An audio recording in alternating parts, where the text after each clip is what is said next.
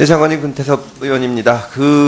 미투 운동이 과거에도 있었지만 서지현 검사의 폭로를 계기로 지금 언론 등에서 꾸준히 확산되고 있습니다. 이 미투 운동과 용기 있는 피해자들의 고발이 우리 사회를 바꾸는 계기가 될 것으로 생각을 하는데요. 그러나 이제 우리 사회 전반적으로 젠더 의식이 성숙돼 있지 않고 문제들이 많아서 존경하는 권미혁 의원님도 지적을 하셨지만 언론 보도에 여러 가지 문제가 있다는 생각을 지울 수가 없습니다. 좀 화면을 보시겠습니다. 문제되는 보도의 유형을 보면 먼저 피해 사실에 대한 선정적, 구체적 묘사들이 많습니다.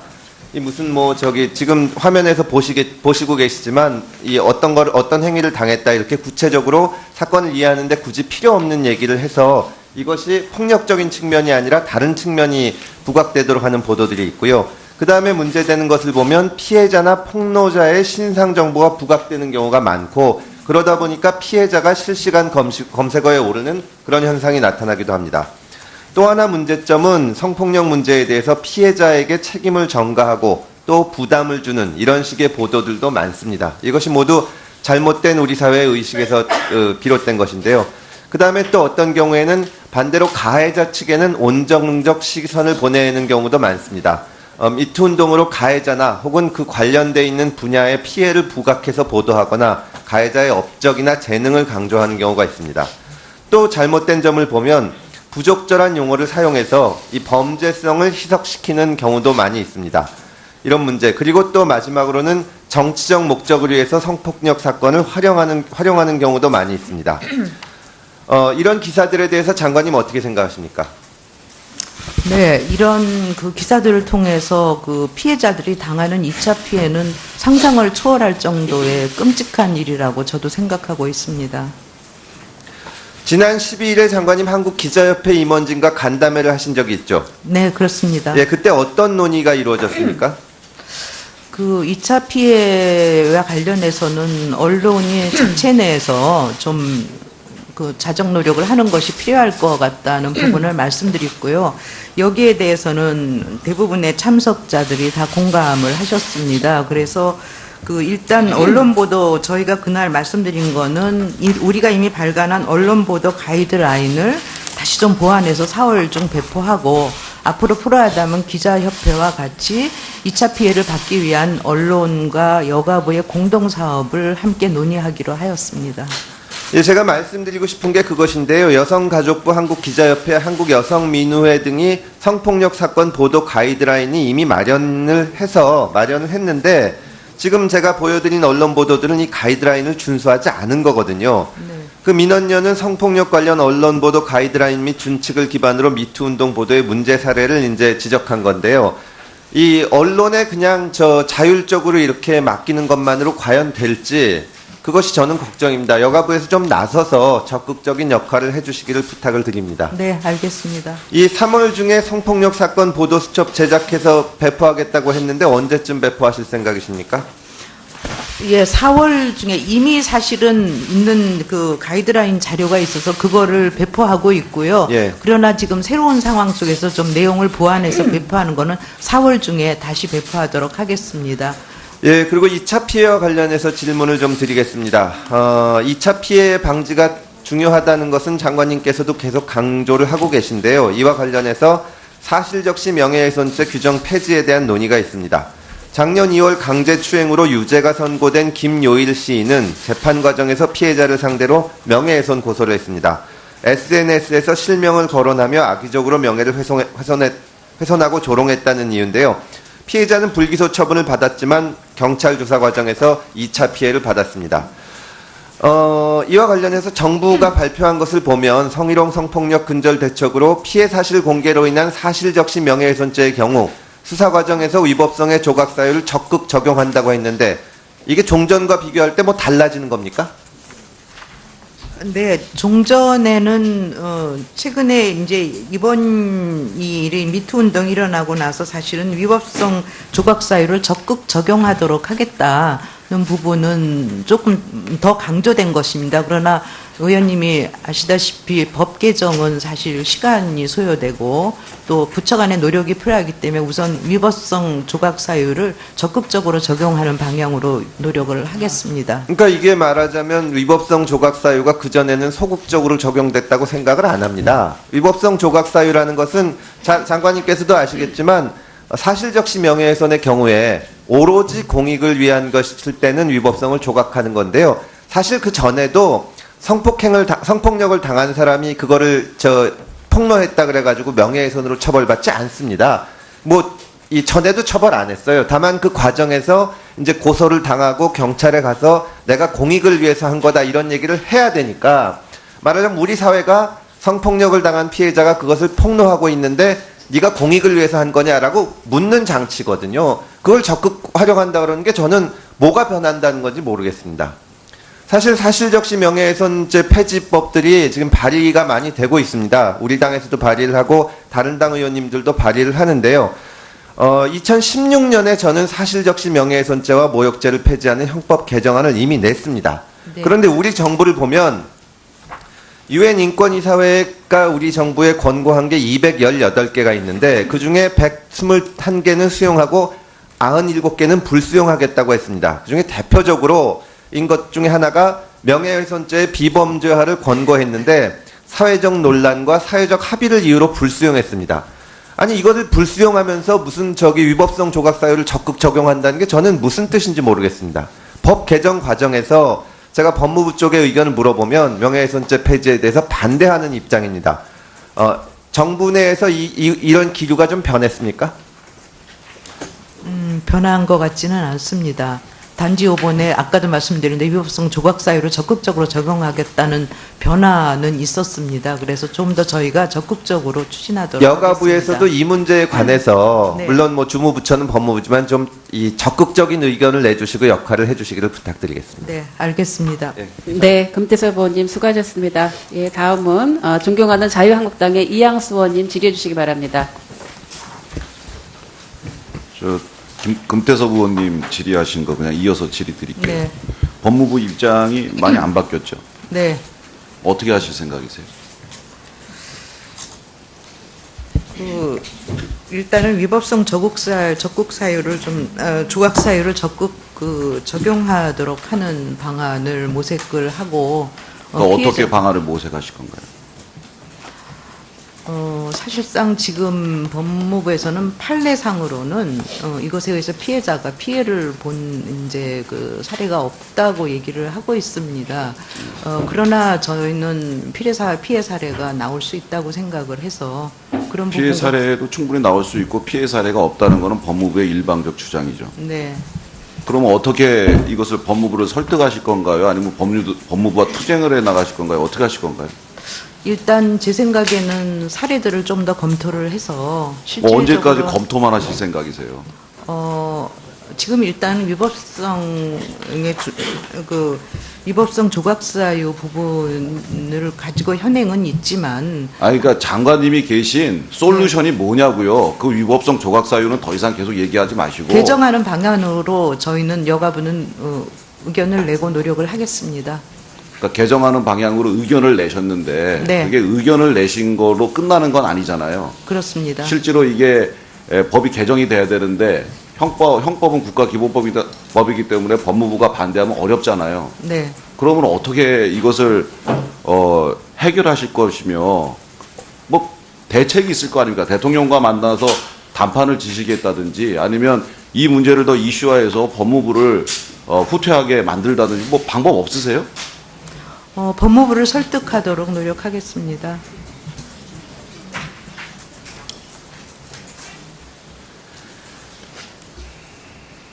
저희 장관님 항상 그냥 앞으로 뭐 개선하겠다 뭐 이렇게만 하시면 실제로 그냥 임기 채울 때까지 아무것도 해결 안 되고 그냥 뭐 행사 참석하시다가 그냥 국회에 와서 뭐 바람막이 역할 정도 하시다가 그냥 그만두시는 건데 중요한 문제에 대해서는 장관님께서 정말 전쟁을 치르겠다는 생각으로 각오를 여기서 보여주셔야 뭐 여야 의원님들 다 상관없이 이 문제는 다 대한민국 여성들을 위해서 또 대한민국 전체를 위해서 꼭 필요한 일이잖아요. 근데 그거에 대해서 저희는 제출했습니다. 그리고 법무부로 설득하겠습니다.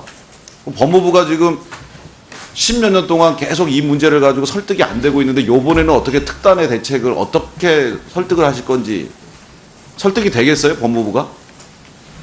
판례도 그렇고 이 문제에 대해서 피해도 없다고 그렇게 주장하고 있는 법무부가 이게 설득이 되겠냐고요. 설득 안 되잖아요. 대통령 만나서 이거 별도로 건의하실 생각 있으신가요? 노력해 보겠습니다. 아니 대통령을 만나서 장관 국무위원이 건의하는 것도 노력해 봅니까?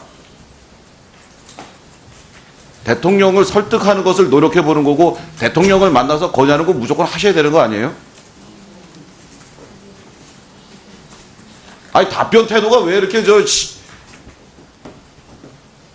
장관님 소신 같은 거 없으세요? 장관님의 소신은 뭐예요? 이 문제가 반드시 해결돼야 된다고 생각하고 계시죠? 그렇습니다. 그걸 위해서 법무부 장관을 그러면 어떻게 압박할 것이며 그리고 국민들한테 여론전을 어떻게 전개할 것이며 그런 걸 우리 여야 의원님들한테 얘기를 해주셔야 저희가 믿고 기다릴 거 아닙니까? 그 소신이나 열정이 하나도 안 보이는데 저희가 어떻게 믿고 기다립니까?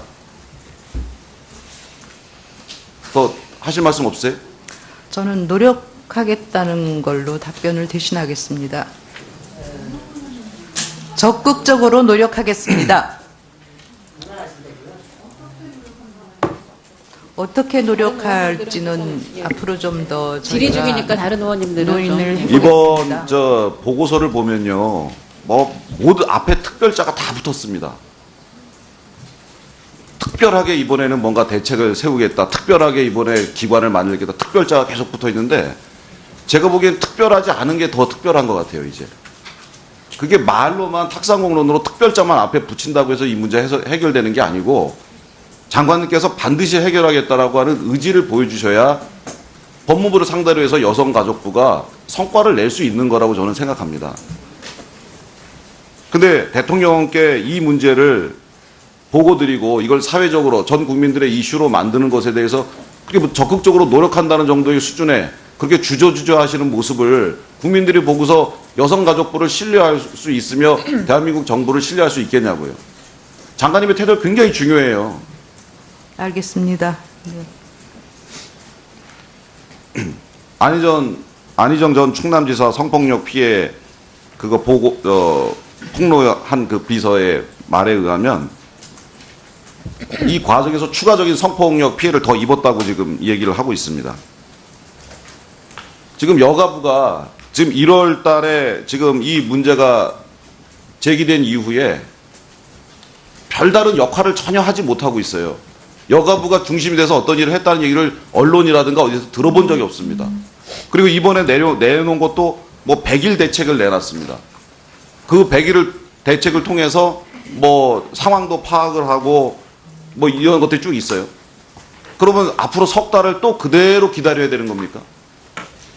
이 문제가 사실 선제적으로 여가부에서 대응을 했었더라면 보다 이런 피해자들이 줄어들었을 텐데 그 선제적으로 못했더라도 이 문제가 미투 운동으로 인한 이 여성 성폭행 문제가 발생됐을 때 바로 대처를 했다면 1월부터 3월까지 지금 2달 허송 세월하고요. 앞으로 100일 동안 또 추가적으로 조사만 한다고 그러고 5달이라는 기간 동안 이분들은 제2차 성폭력 피해에 계속해서 노출이 되는 겁니다. 그런 걸 막을 수 있었음에도 불구하고 그걸 못 막았다는 것에 대한 죄책감은 없으신가요? 안희정 전 충남도지사와 관련한 피해자는 저희가 지원을 하고 있습니다. 성폭력 상담소가 지원하겠지만 저희도 다양한 형태로 지금 지원을 하고 있다는 것을 말씀드리고 그러나 구체적인 지원 사안은 피해자 보호를 위해서 여기에서 일일이 언급하지 못하는 점을 양해해 주시기 바랍니다. 마찬가지로 알겠습니다. 그분 한 분에 대한 제가 예를 들었을 뿐이고 나머지 모든 사례에 대해서 다 그런 피해자들이 적시되고 있기 때문에 좀 더 선제적으로 나서줬으면 하는 그런 아쉬움 때문에 드리는 말씀이에요. 사후 약관문 하시면 안 되고. 네. 성폭력 문제에 대해서 피해자에게 책임을 전가하고 또 부담을 주는 이런 식의 보도들도 많습니다. 이것이 모두 잘못된 우리 사회의 의식에서 비롯된 것인데요. 그 다음에 또 어떤 경우에는 반대로 가해자 측에는 온정적 시선을 보내는 경우도 많습니다. 미투 운동으로 가해자나 혹은 그 관련돼 있는 분야의 피해를 부각해서 보도하거나 가해자의 업적이나 재능을 강조하는 경우가 있습니다. 또 잘못된 점을 보면 부적절한 용어를 사용해서 이 범죄성을 희석시키는 경우도 많이 있습니다. 이런 문제, 그리고 또 마지막으로는 정치적 목적을 위해서 성폭력 사건을 활용하는 경우도 많이 있습니다. 이런 기사들에 대해서 장관님 어떻게 생각하십니까? 네, 이런 그 기사들을 통해서 그 피해자들이 당하는 2차 피해는 상상을 초월할 정도의 끔찍한 일이라고 저도 생각하고 있습니다. 지난 12일에 장관님 한국기자협회 임원진과 간담회를 하신 적이 있죠? 네, 그렇습니다. 예, 그때 어떤 논의가 이루어졌습니까? 그 2차 피해와 관련해서 이게 종전과 비교할 때 뭐 달라지는 겁니까? 네, 종전에는 최근에 이제 이번 이 일이 미투 운동이 일어나고 나서 사실은 위법성 조각 사유를 적극 적용하도록 하겠다는 부분은 조금 더 강조된 것입니다. 그러나 의원님이 아시다시피 법 개정은 사실 시간이 소요되고 또 부처 간의 노력이 필요하기 때문에 우선 위법성 조각 사유를 적극적으로 적용하는 방향으로 노력을 하겠습니다. 그러니까 이게 말하자면 위법성 조각 사유가 그전에는 소극적으로 적용됐다고 생각을 안 합니다. 위법성 조각 사유라는 것은 장관님께서도 아시겠지만 사실적시 명예훼손의 경우에 오로지 공익을 위한 것일 때는 위법성을 조각하는 건데요. 사실 그 전에도 성폭력을 당한 사람이 그거를 폭로했다 그래가지고 명예훼손으로 처벌받지 않습니다. 이 전에도 처벌 안 했어요. 다만 그 과정에서 이제 고소를 당하고 경찰에 가서 내가 공익을 위해서 한 거다 이런 얘기를 해야 되니까 말하자면 우리 사회가 성폭력을 당한 피해, 이 3월 중에 성폭력 사건 보도 수첩 제작해서 배포하겠다고 했는데 언제쯤 배포하실 생각이십니까? 예, 4월 중에 이미 사실은 있는 그 가이드라인 자료가 있어서 그거를 배포하고 있고요. 예. 그러나 지금 새로운 상황 속에서 좀 내용을 보완해서 배포하는 거는 4월 중에 다시 배포하도록 하겠습니다. 예, 그리고 2차 피해와 관련해서 질문을 좀 드리겠습니다. 2차 피해 방지가 중요하다는 것은 장관님께서도 계속 강조를 하고 계신데요. 이와 관련해서 사실적시 명예훼손죄 규정 폐지에 대한 논의가 있습니다. 작년 2월 강제추행으로 유죄가 선고된 김요일 시인은 재판 과정에서 피해자를 상대로 명예훼손 고소를 했습니다. SNS에서 실명을 거론하며 악의적으로 명예를 훼손하고 조롱했다는 이유인데요. 피해자는 불기소 처분을 받았지만 경찰 조사 과정에서 2차 피해를 받았습니다.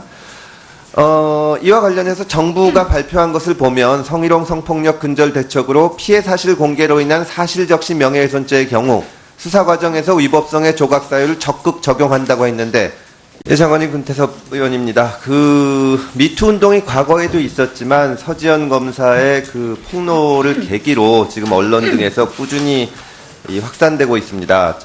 이 미투 운동과 용기 있는 피해자들의 고발이 우리 사회를 바꾸는 계기가 될 것으로 생각을 하는데요.